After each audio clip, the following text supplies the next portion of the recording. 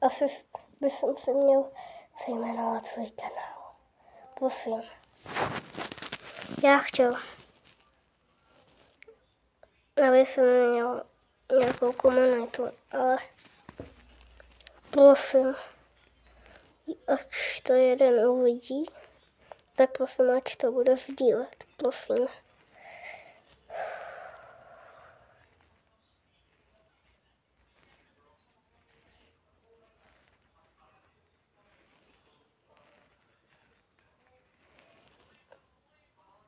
Ve příštím videu vám ukážu statistiky na YouTube Studio. Nebo vám je rovnou ukážu až teď. Tohle.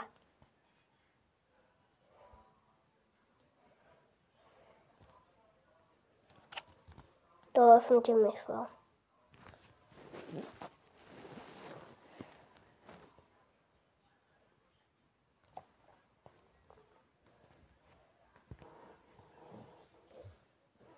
Prosím, dejte odběr a like. A sdílejte. Děkuji moc.